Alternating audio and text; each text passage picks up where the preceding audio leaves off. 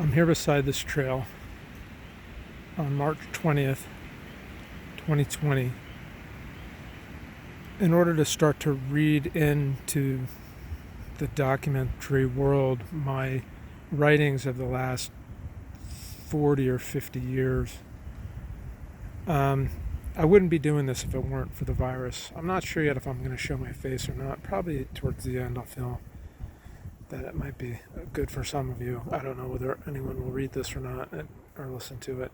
But I want it to be there. I want people who I love to know what I've been up to. This was the introduction of a book that's called Overall Letters to the Unknown. And I think of the poems that I write, or whatever you want to call them, as letters to the unknown, often to people with whom I've been speaking, people who I'll never see again, whether they're patients or friends. And I want to be able to express kind of what the meaning of the encounter that we had was. And that's what I call a letter.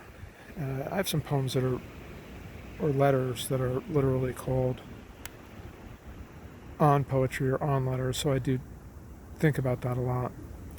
But anyway, here's the introduction to a book that I was going to publish in 10 years ago. This book contains roughly 30 years of writing. With few exceptions, the poems, or as I have come to call them, letters, were written between 1978 and 2008. The 4 books that make up this volume are arranged roughly in chronological order, and that's how I'm going to read them. Notice the Unround Moon covers generally the time I lived in Vermont and reveals, among other influences, the effects of Kant and Zen Buddhism, and an attempt to get behind things, to capture them directly in the imagination by playing with the notion of transcendental categories. This task ended in my conversion to Catholicism, which was always first and foremost a conversion to realist philosophy, especially that of Thomas Aquinas and Etienne Gilson and Jacques Maritain. The books from that era were called Come to Your Senses.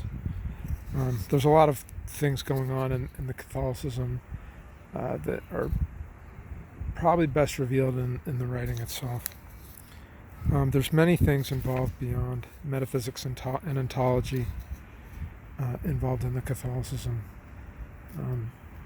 The work in Blaze, which is another book, corresponds to the time of living in Stone Harbor, my rejection of Catholicism and religion, and all its manifestations, especially or even in metaphysics and ontology.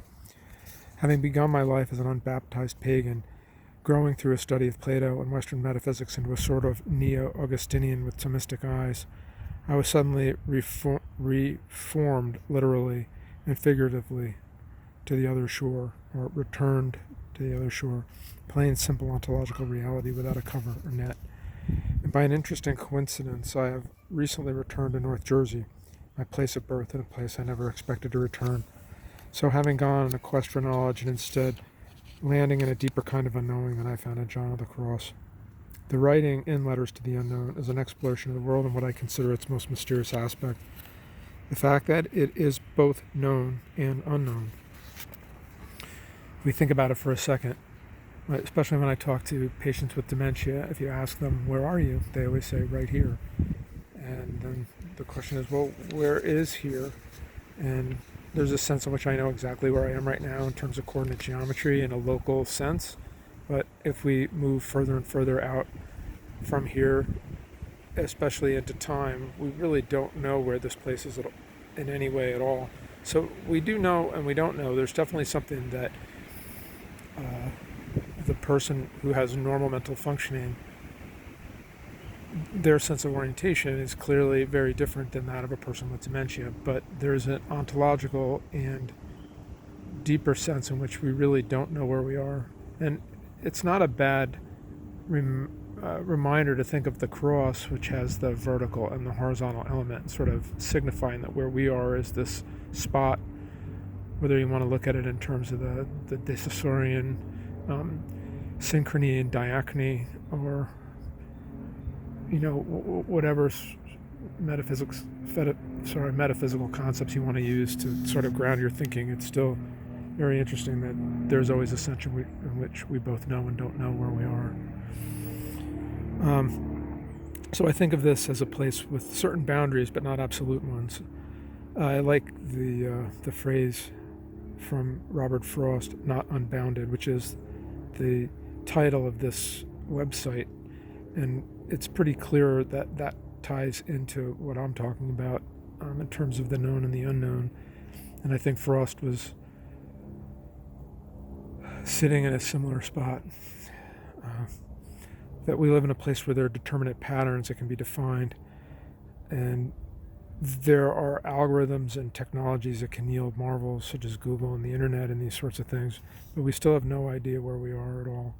But on the other hand, as any person can tell you, even one with dementia, that we're clearly right here. And I also can say that this exploration continues, but not in this simplistic or solipsistic sense of T.S. Eliot of the end of all our exploration will be to land ourselves back at the place where the journey began and to know that place for the first time, which I think is kind of an absurdity. I think of it as almost the converse, that as we move out into time, we find ourselves in deeper and deeper unknowns, and that we will never find the place where the journey began, and we will never know where we really are. And, just to briefly touch on the situation with this virus that is kind of occasioning this writing, because I wouldn't be sitting here doing this right now if there wasn't some sort of threat to life as we know it. I feel it's an obligation that I have to create some kind of record here, which is certainly a way of thinking about known and unknown. So those are some of my thoughts. It's interesting that at this time last year, I was thinking a lot about Chinese philosophy, in particular the Tao Te Ching and Lao Tzu, and the whole notion of the Tao as the way. And the way forms an undercurrent to all my thinking. I think that in some sense the Tao, the way, is the deepest way of thinking about any of these topics. Yeah, I'll talk about that maybe at another time in a more focused set of reflections. But the concept that I arrived at last year, almost exactly on this date, was that rocks and stones also have the capacity to become Buddha. And that involves everything, whether it's streams, there's little kids playing nearby, the virus, and there's just so many things to think about. But this is the introduction. I'm not going to try to make it perfect. I'm just going to try to let myself say what I think. Farewell.